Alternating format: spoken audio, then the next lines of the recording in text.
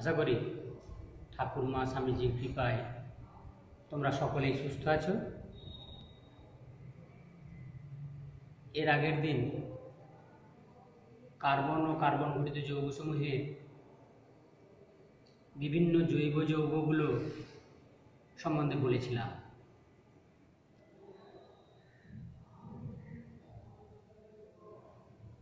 এবং কার্বনের ক্যাটিনেশন ধর্ম সেটাও আমি বলেছিলাম যে কার্বন এমন একটা মৌল যে অসংখ্য যৌগ সৃষ্টি করতে পারে সমযোজ্যতার দ্বারা যুক্ত হয়ে বা সমযোজী বন্ধনে আবদ্ধ হয়ে। পূর্বে এই যৌগগুলোকে বলা হতো কি হাইড্রোকার্বন যৌগ। এখন এদেরকে বলা হয় কার্বন কম্পাউন্ডস বা কার্বন যৌগ। এবং এই এত অসংখ্য যৌগ সৃষ্টির প্রধান কারণ হলো কার্বনের ক্যাটিনেশন ধর্ম। তারপর যেটা বলেছিলাম যে কার্বনের বহুরূপতা বা রূপভেদ। বহুরূপতাটা কার্বনের একটা বা মৌলের একটা ধর্ম।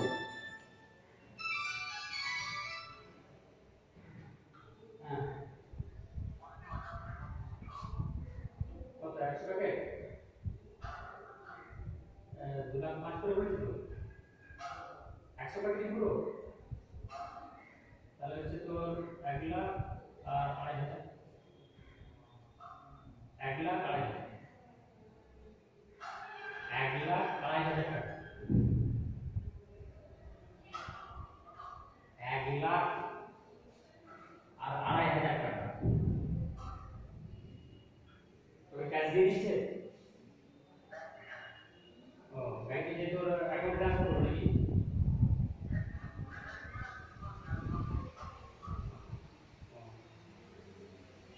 তুই কিন্তু মানে দেখে নিয়ে যাবি যে তোর অ্যাকাউন্টে মেসেজ করবি, ঠিক আছে?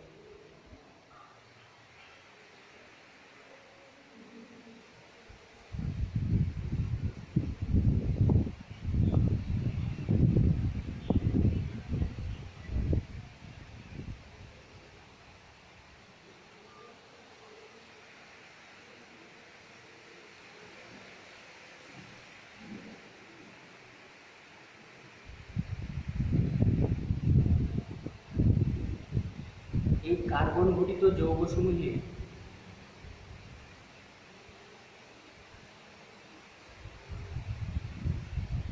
ক্যাটিনেশন ধর্মের জন্য তারা কিন্তু কার্বন এত অসংখ্য যৌগ সৃষ্টি করতে পারে।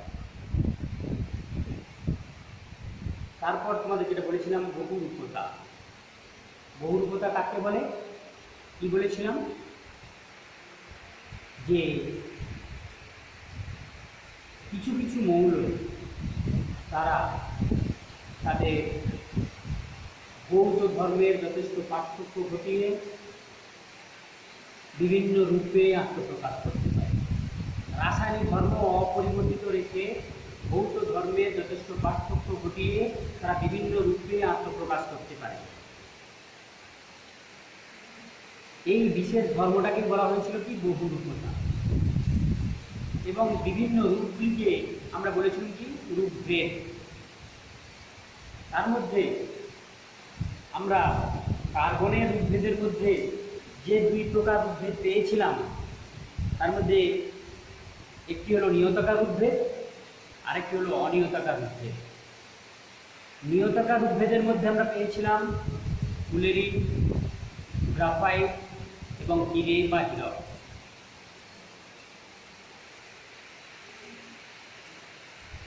তো 19বিংশ শতাব্দীতে আবিষ্কার কিন্তু এই ফুলারিন বা ফুলেরিন।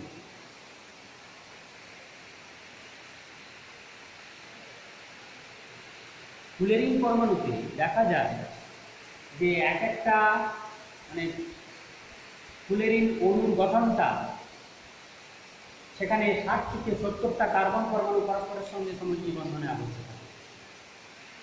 60 থেকে 70টা কার্বন পরমাণু পরস্পরের সঙ্গে সমযোজী বন্ধনে আবদ্ধ থাকে।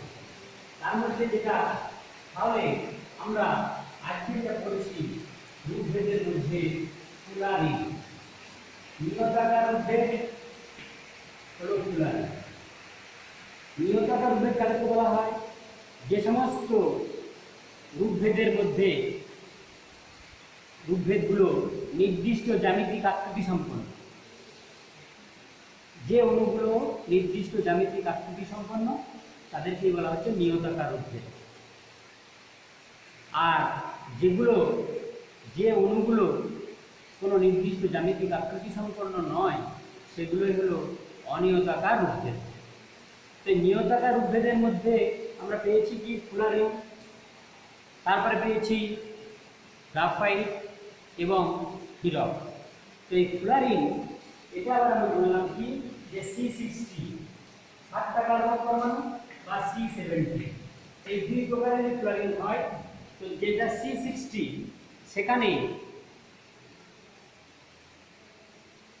এক একটা ফুলারিন অণুতে বা ফুলারিন ক্লাসের মধ্যে সেখানে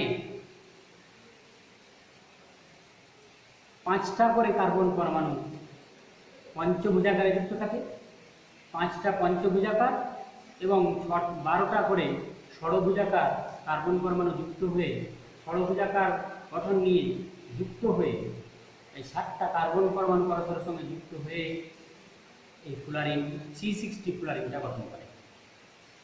এই C60 ফুলারিন অণুর গঠনটা আমেরিকার বিখ্যাত স্থাপত্য জিওডেসিক ডোম, এটা উল্টানো গামলার মতো ডোম আকৃতি, ডোম শেপ, সেরকম গঠন আকৃতি বলে এটা কিন্তু প্রথম দেখান ওই একজন স্থপতিবিদ বাকমিনিস্টার ফুলার। তো তার নাম অনুসারে এটাকে বলা হয় কি বাকমিনিস্টার ফুলার। তিনি প্রথম বলেন যে এর গঠনটা ওই জিওডেসিক ডোমের মতো, সেই জন্যেই এটাকে বলা হয় কি বাকমিনিস্টার ফুলারি। তার নাম অনুসারে এটাকে বলা হয় বাকমিনিস্টার ফুলারি। এটা অনেকটা দেখতে ওই জিওডেসিক ডোমের মতো, বাকমিনিস্টার ফুলারি।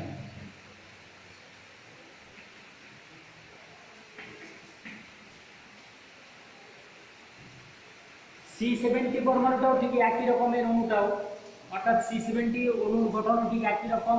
সেখানে 10টা থেকে 10টা পঞ্চভুজাকার এবং 12টা ষড়ভুজাকার বলয় নিয়ে যুক্ত হচ্ছে এই C70 ফুলারিন অণু। তো এগুলো দেখতে অনেকটা গোলক বা বলের মতো, বৃহদাকার বলের মতো, সেই জন্য এগুলোকে বলা হচ্ছে কি বাকি বল। এদেরকে বলা হয় কি বাকি বল। সাধারণত এই ফুলারিনটা বর্তমানে ব্যবহৃত হচ্ছে, বেশিরভাগ ক্ষেত্রে যেটা ব্যবহার হয় সেটা হচ্ছে কি ক্ষেত্রে ব্যবহার হয় না ন্যানো টিউব তৈরিতে, ন্যানো টিউব তৈরিতে এবং বর্তমানে মহাকাশচারীদের তাপ রোধক বর্ম তৈরিতে এই ফুলারিন তন্তু ব্যবহার করা হয়। তাপ রোধক বর্ম হিসাবে যখন মহাকাশচারীরা মহাকাশে যায় তাদেরকে কিন্তু অনেক বিকিরণ বলয় পেরিয়ে যেতে হয়। পরে তোমরা জানতে পারবে এরকম একটা বলয় হচ্ছে ভ্যান অ্যালেন বিকিরণ বলয়।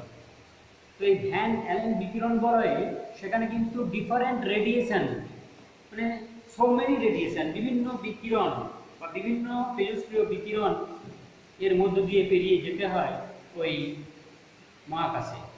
তো এই ফুলারিনের তৈরি পোশাক কিন্তু অনেকখানাই দেখা যাচ্ছে যে ওই সমস্ত বিকিরণকে প্রতিরোধ করতে পারে বা বাইরের ওই মহাকাশের বিভিন্ন তেজস্ক্রিয় রশ্মির বিকিরণটা অনেকখানি আটকাতে পারে। সেই জন্যই বর্তমানে এই তাপরোধক বর্ম হিসেবে ব্যবহার করা হচ্ছে এই ফুলারিনকে, এই ফুলারিনের তৈরি তন্তুকে। আরেকটা বলছি যে ন্যানো টিউব। ন্যানো টিউব জিনিসটা কি?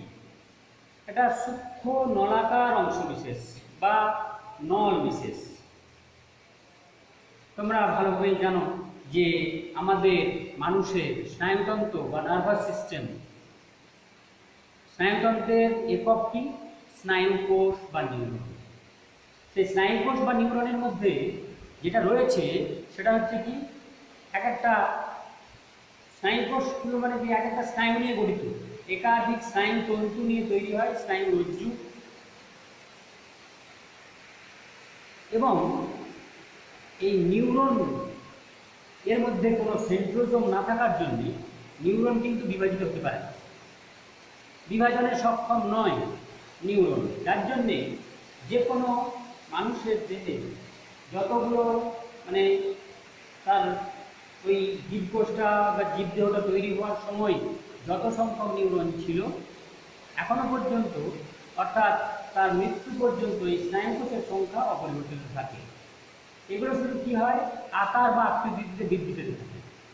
তো কোনো একটা জায়গা যদি কোনো একটা স্নায়ু এর মধ্যে এত সূক্ষ্ম ছিদ্র থাকে, সেই ছিদ্রের মধ্য দিয়ে এগুলো এক একটা নলাকার অংশ বিশেষ, এর মধ্য দিয়ে সিএসএফ বা সেরিব্রোস্পাইনাল ফ্লুইড সে কিন্তু চলাচল করতে পারে।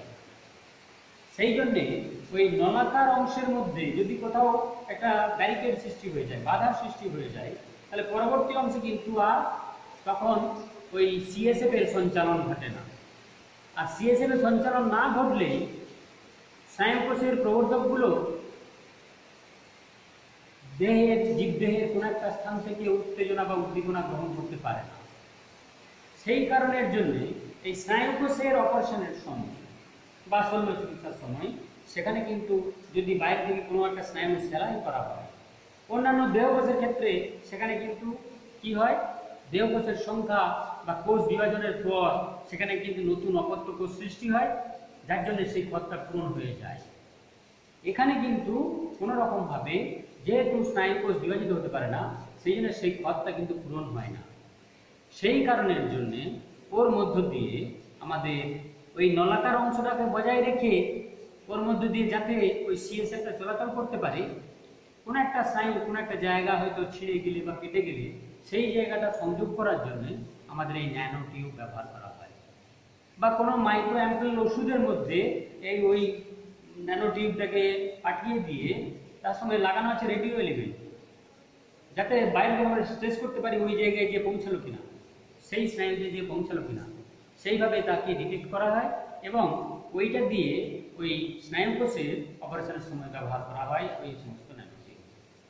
আর কার্বন তো আমাদের দেহের অংশ, আমাদের প্রতিটি সজীব অংশের যে কোনো জীবকোষের যে কোনো পদার্থের প্রধান উপাদান হলো কার্বন, যার জন্য সেটা কি হয় আমার ওই দেহকোষে পরিণত হয়ে যায়, সেটাকে আর বের করারও প্রয়োজন হয় না। এই কাজে ব্যবহার করা হয় এই ন্যানো টিউবকে। তাহলে ফ্লুয়ারিন হলো একটা কি না, কার্বনেরই একটা উপভেদ, সেখানে যেটা হচ্ছে C60 এবং C70, 60টা থেকে 70টা কার্বন পরমাণু পরস্পরের সঙ্গে যুক্ত হয়ে এই ফ্লুয়ারিন গঠন করে। বর্তমানে আরেকটা তৈরি করা হয়েছে, ধরে নেওয়া হয় যে সেটার নাম হচ্ছে গ্রাফিন। গ্রাফিনটাও কিন্তু এই ন্যানোটিউব প্রস্তুতিতে ব্যবহার করা হয়, যেটা হলো গ্রাফিন।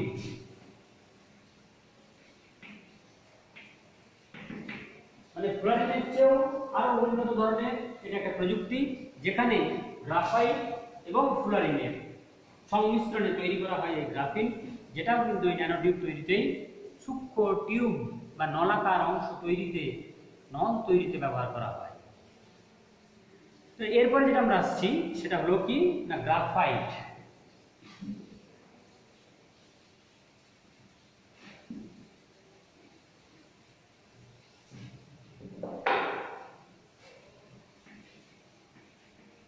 গ্রাফাইট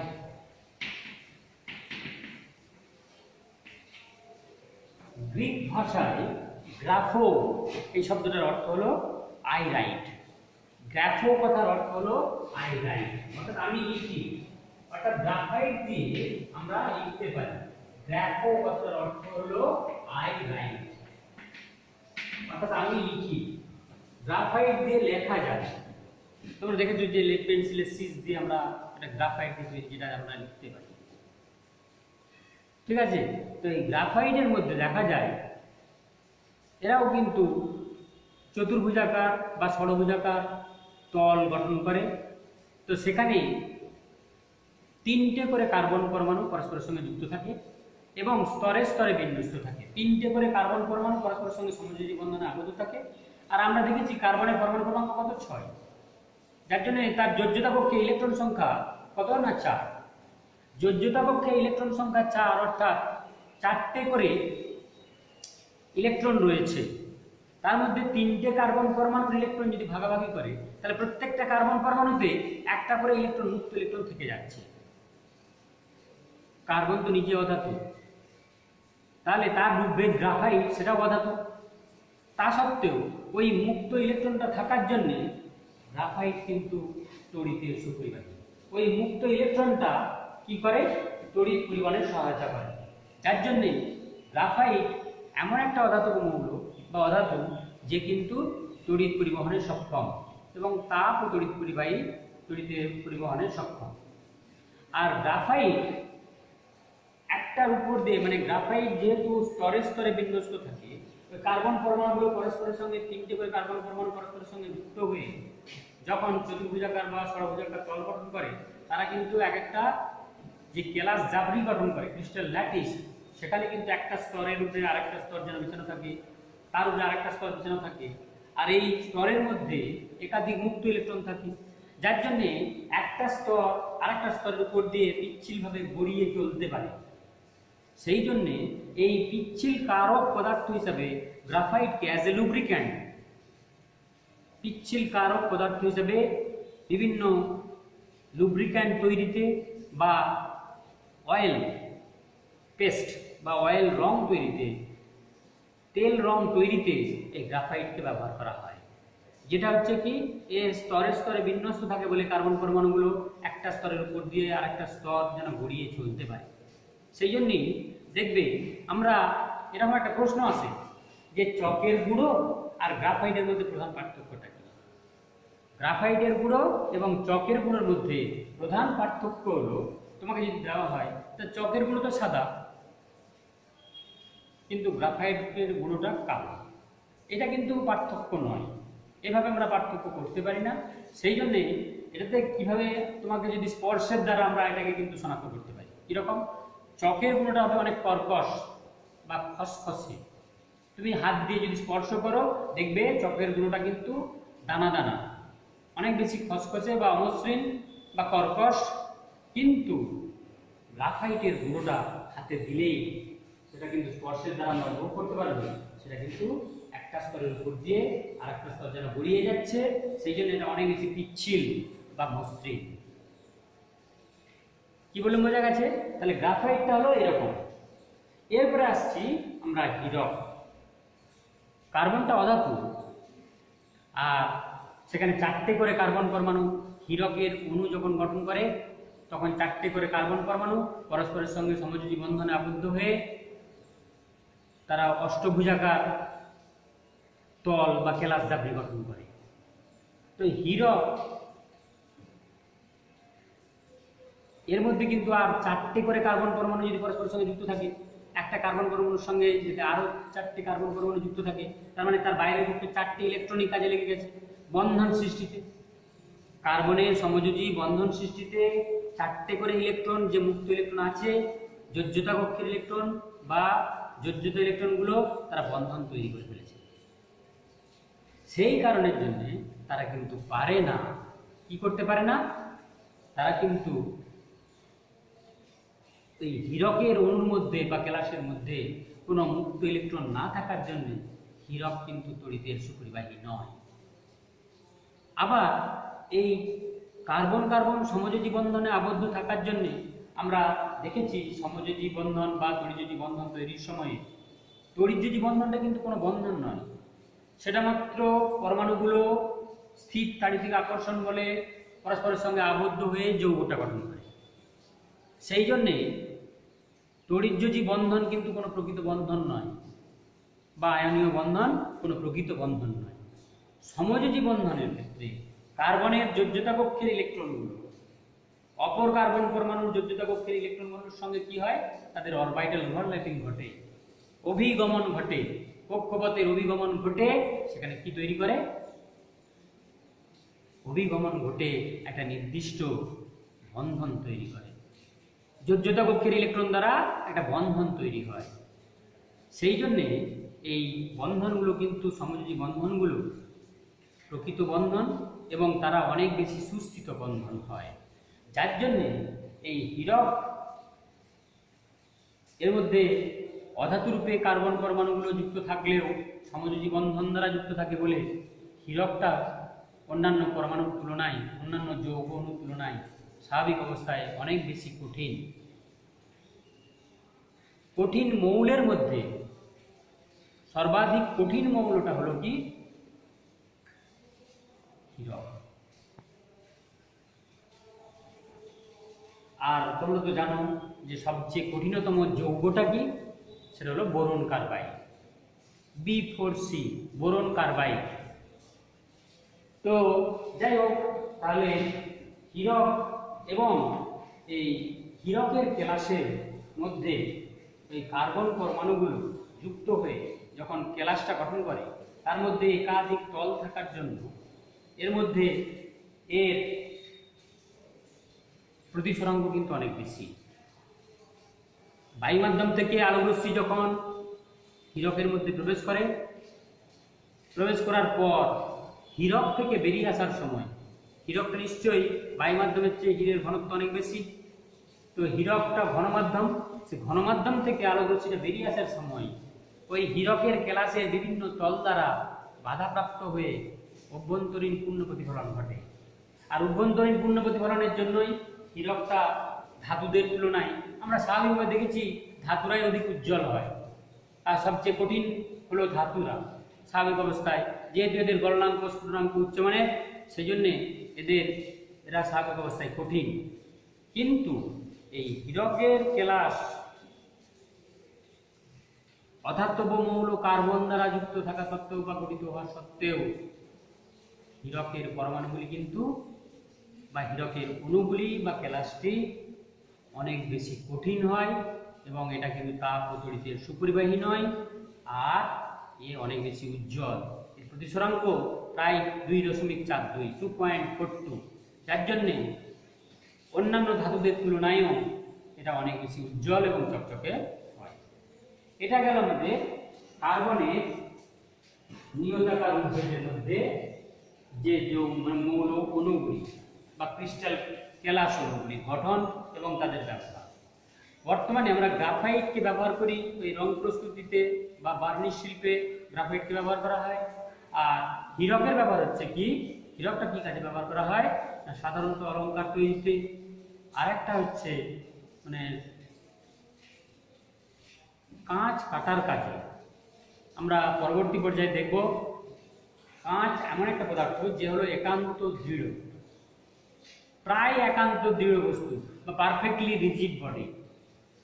একান্ত দৃঢ় অর্থাৎ এর বাইরে থেকে বল প্রয়োগ করে কাঁচের কিন্তু আয়তন বিকৃতি বা দৈর্ঘ্য বিকৃতি বা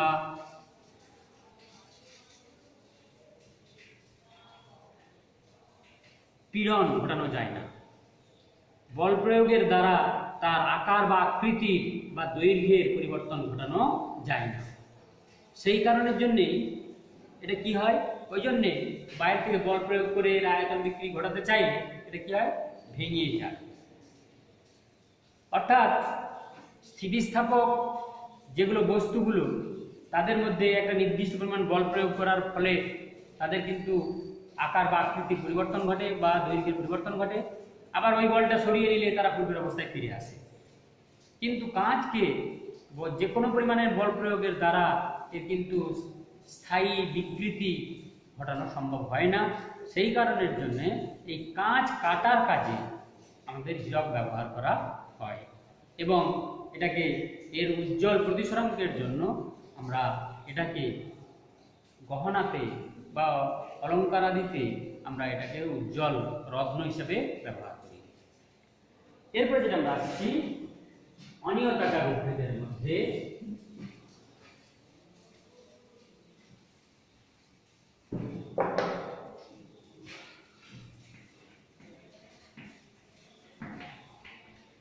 অনিয়তাকার উদ্ভিদ। অনিয়তাকার উদ্ভিদের মধ্যে প্রথম হচ্ছে কি চারকোল বা অঙ্গার। চারকোল বা অঙ্গার।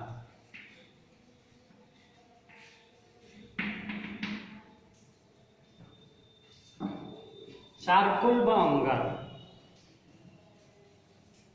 বৃক্ষ জাতীয় উদ্ভিদের কাষ্ঠল অংশটাকে যদি বায়ুর অবর্তমানে অন্তর্ধূমপাতন করা হয়, তাহলে অবশেষ রূপে যে অঙ্গারটা পড়ে থাকে, অবশেষ রূপে যেটা পড়ে থাকে সেটাই হলো অঙ্গার বা চারকোল। তোমরা কাঠকয়লা দেখেছো, কাঠকয়লা কি হয়, কাঠকে বায়ুর অক্সিজেনের উপস্থিতিতে পোড়ানো হয় বা নিয়ন্ত্রিত বায়ুর অক্সিজেনের উপস্থিতিতে বায়ুর উপস্থিতিতে পোড়ানো হয়। উনানের মধ্যে কাঠটা দিয়ে দিলে জ্বলতে থাকে। কাঠটা পুড়ে গিয়ে মানে বায়ুর অক্সিজেনের উপস্থিতিতে দহন বা জারণের দ্বারা সেটা কালো কার্বনে পরিণত হয়, যেটাকে আমরা বলছি কাঠকয়লা। তো ওই কাঠকয়লার মধ্যে তোমরা দেখে থাকবে যে অনেক ছিদ্র থাকে, সেই জন্য চারকোলের মধ্যেও ওই কাঠকয়লাটা বায়ুর অক্সিজেনের উপস্থিতিতে পোড়ানো হয়। তো আমি এখানে বলেছি অন্তর্ধূমপাতন, সেটা আবার কেমন, ইন্টারনাল ডিস্টিলেশন এবং স্মোকলেস ডিস্টিলেশন। অর্থাৎ কি, সেখানে পাতন হচ্ছে একটা পাত্র বা আধার নিয়ে তার মধ্যে উদ্ভিদের কাষ্ঠল অংশটাকে কেটে টুকরো টুকরো করে ছোট ছোট করে নিয়ে সেটাকে একটা আবদ্ধ পাত্র ঢাকা দিয়ে দেওয়া হলো, আর ওইটার সাহায্যে ওই পাত্রটা চারদিকটা ঢাকা দিয়ে বেশ ভালো করে বন্ধ করে দেওয়া হলো, যাতে বাইরের বায়ু প্রবেশ করতে না পারে। এবং ওর উপরের দিকে যদি পাত্রটার উপরের দিকে যে চাপাটা দেওয়া হয়েছে বা ঢাকাটা দেওয়া হয়েছে তার উপরের দিকে একটা ছিদ্র রাখা হয়, তাহলে প্রাথমিক পর্যায়ে ওই পাত্রটার মধ্যে যে বায়ুটা ছিল সেটা গরম হয়ে হালকা হয়ে ছিদ্র দিয়ে বেরিয়ে যাবে। বেরিয়ে যাওয়ার পর ওই ছিদ্রটাকে যদি বন্ধ করে দেওয়া হয়, তাহলে কিন্তু সরাসরি ওই আবদ্ধ পাত্রের মধ্যে আর বায়ু প্রবেশ করতে পারবে না। এবারে ওইটাকে দীর্ঘ সময় ধরে উত্তপ্ত করলে পরে, দীর্ঘ সময় ধরে তাপ দিলে পরে ওই ভিতরের কাষ্ঠল অংশগুলো প্রায় 72 ঘন্টা ধরে তাপ দিলে ওই কাষ্ঠল অংশগুলো কি হয়, অঙ্গার বা চারকোলে পরিণত হয়। আর এই পদ্ধতিটাকে বলা হচ্ছে কি, অন্তর্ধূমপাতন। আর তোমরা তো জানোই যেটা প্রকৃতিতে ঘটে, যে কাঠকয়লার সৃষ্টি হয় কি করে, আর সেখানে যখন প্রাকৃতিক পরিবেশের মধ্যে কোনো তীব্র আলোড়ন বা আন্দোলনের সৃষ্টি হয়, তখন কিন্তু কি হয়, তীব্র আলোড়ন বা আন্দোলনের দ্বারা ভূমিকম্প যেটাকে আমরা বলি, সেরকম ভাবে কি হয়, ভূগর্ভের নিচে এই বৃক্ষ জাতীয় উদ্ভিদসমূহ চাপা পড়ে যায়। তারা ভূগর্ভের চাপ এবং তাপে বহু বছর ধরে, ভূগর্ভের তাপ এবং চাপে বহু বছর ধরে তার কয়লাতে পরিণত হয় বা জীবাশ্ম জ্বালানিতে পরিণত হয়। সেটা তো কি হচ্ছে, ভূগর্ভের তাপ এবং চাপে বহু বছর ধরে প্রকৃতপক্ষে ওই অন্তর্ধূমপাতনের ন্যায় পাতন ঘটছে। তার থেকে কিছু পরিমাণ কার্বন মনোক্সাইড, কার্বন ডাইঅক্সাইড, জলীয় বাষ্প বেরিয়ে যাওয়ার পর সেটা দীর্ঘ সময় ধরে তাপ প্রয়োগের ফলে সেটা কালো কার্বন বা কয়লাতে রূপান্তরিত হচ্ছে। তো এই চারকোল বা অঙ্গারটিকে একই রকম ভাবে মানে বাহ্যিকভাবে তৈরি করা হয়। আর এর বিশেষ ধর্ম হলো, এর মধ্যে উপরের দিকে অনেক ছিদ্র থাকার জন্য এটা কিন্তু এর যে ধর্ম বা বৈশিষ্ট্য সেটা হচ্ছে কি, গ্যাস শোষণ ক্ষমতা। এর হচ্ছে কি, গ্যাস অ্যাবসর্ব করতে পারে বা গ্যাস শোষণ করতে পারে। গ্যাস শোষণ ক্ষমতা রয়েছে 1 নম্বর, আর 2 নম্বর হচ্ছে বিরঞ্জন ক্ষমতা। বিরঞ্জন ক্ষমতা আর 3 নম্বর হলো সাধারণ ক্ষমতা রয়েছে। এইগুলো হলো ধর্ম, গ্যাস শোষণ ক্ষমতা, বিরঞ্জন ক্ষমতা এবং সাধারণ ক্ষমতা। চারকোল বা কাঠকয়লার উপরে দেখে থাকবে অনেক সছিদ্র, সেই ফাটা ফাটা অংশ থাকে না, তোমরা এটা দেখে থাকবে। আগেকার দিনে মানে এই যে চারকোলের যে গ্যাস শোষণ ক্ষমতা রয়েছে বা সাধারণ ক্ষমতা রয়েছে, আগেকার দিনে বিভিন্ন জায়গায় যে কোনো অনুষ্ঠান বাড়িতে যখন অনেক লোকের রান্না বান্না হতো, সেখানে তৈরি করার সময় বেশিরভাগ ক্ষেত্রে, বর্তমানে তো গ্যাস ব্যবহার করা হচ্ছে, এলপিজি গ্যাস ব্যবহার করা হচ্ছে, কিন্তু আগেকার দিনে ব্যবহার হতো কাঠের উনান। তা কাঠের উনানে রান্না হচ্ছে, হয়তো দেখা যাচ্ছে কোনো তরকারিতে বা ডালে, ডাল যেটাতে মানে কলাই দিয়ে যেটা তৈরি করা হয় আমাদের একটা তরকারি বা ব্যঞ্জন, সেখানে কিন্তু কি করা হয়, অনেকটাই জল বেশি থাকে। তো যার জন্যে ওর মধ্যে কোনো রকমে হলুদ বেশি হয়ে গেলে, তখনকার দিনে তো ব্যবহার করা হতো বেশিরভাগ ক্ষেত্রে বাটা মশলা, তো বাটা হলুদ বা কাঁচা হলুদ বেশি হয়ে গেলে সেটা হলুদের গন্ধও ছাড়তো, আর উপরন্তু হলুদ রঙটাও খুব বেশি হয়ে যেত। সেই জন্যে কি করতো, এই যদিও রাঁধুনিরা কিন্তু জানে না অত ভালোভাবে, কিন্তু তা সত্ত্বেও তারা কিন্তু কি করতো, ওই কাঠ কয়লা ছান্তাই করে ডুবিয়ে ওখান থেকে ওই কড়াইতে দিয়ে দিল। ওই কয়লাগুলো দিয়ে দেওয়ার সঙ্গে সঙ্গে ওদের মধ্যেও তো কিছুটা হলেও চারকোলরা, ওদের মধ্যেও কিন্তু এই সাধারণ ক্ষমতা এবং এই বিরঞ্জন ক্ষমতাটা রয়েছে। তারপর কিছু সময় পরে ওই কয়লাগুলোকে ছান্তাই করে ছেঁকে ফেলে দেওয়া হবে। ফেলে দেওয়ার সাথে সাথে ওটা কিন্তু একটা স্বচ্ছ হয়ে যাবে, অনেকখানি রঙটা কমে যাবে, এবং ওর গন্ধটাও কিন্তু ওই কাঁচা হলুদের গন্ধটাও কিন্তু আর থাকবে না। কারণ হচ্ছে কি, এদের এই গ্যাস শোষণ ক্ষমতা রয়েছে বা বিরঞ্জন ক্ষমতা এবং সাধারণ ক্ষমতা রয়েছে। তো আর গ্যাস শোষণ ক্ষমতাটা কি, আমরা হাইড্রোজেন গ্যাস প্রস্তুতি, হাইড্রোজেন গ্যাস পড়ানোর সময় বলেছিলাম যে অন্তর্ধৃতি বলেছিলাম না? হ্যাঁ, সেখানে লোহা, প্যালাডিয়াম, প্ল্যাটিনাম প্রভৃতি ধাতু উত্তপ্ত অবস্থা থেকে শীতল অবস্থায় যাওয়ার সময় তারা তাদের উপরিস্তরে হাইড্রোজেন গ্যাসকে ধরে রাখতে পারত বা শোধন করে রাখতে পারত। এই ঘটনাটাকে বলা হচ্ছে কি অন্তর্ধৃতি, এবং এটাকে বলা হচ্ছে কি, যে হাইড্রোজেনটাকে ধরে রাখতো সেটাকে হচ্ছে অন্তর্ধৃত হাইড্রোজেন। ঠিক তেমনই এই চারকোল ব্লকেরও এরা কি করে, উপরিস্তরে বিভিন্ন গ্যাসকে ধরে রাখতে পারে, যেটা হচ্ছে কি এর অধিশোষণ ধর্মের জন্য। এর অধিশোষণ ধর্মের জন্য চারকোল ব্লক তার উপরিস্তরে বিভিন্ন গ্যাসীয় পদার্থকে ধারণ করতে পারে। এরপরে যেটা হচ্ছে, এই চারকোলকে কিন্তু আমরা একটা বিশেষ প্রকারের পাই, যেটাকে বলা হয় সক্রিয় চারকোল বা অ্যাক্টিভ চারকোল। সক্রিয় অঙ্গার বা সক্রিয় অঙ্গার বা অ্যাক্টিভ চারকোল।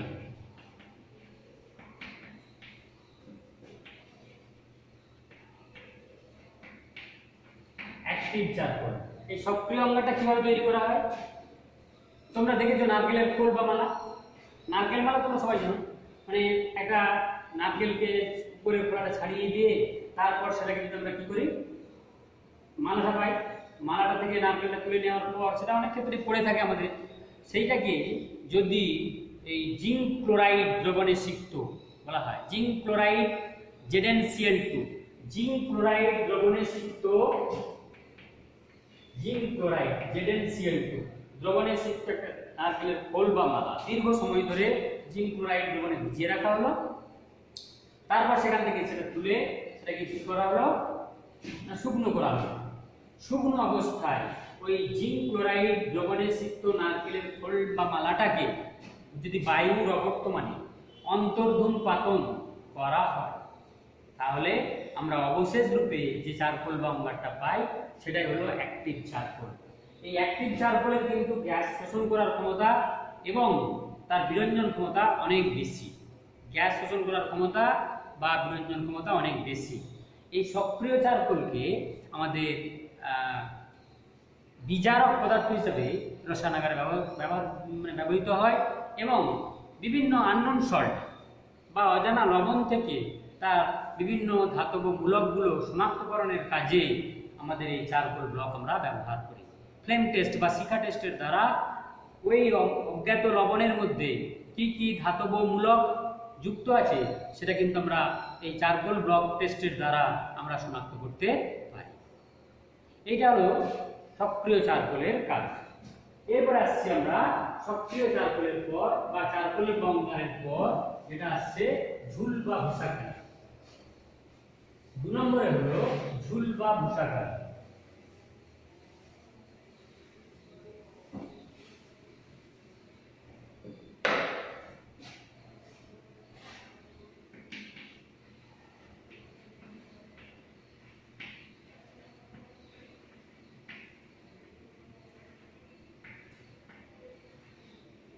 ঝুল বা ভূষাকালি, শুট বা ল্যাম্প বলা হয়। তাহলে তোমরা কেউ ঝুল দেখেছো নাকি?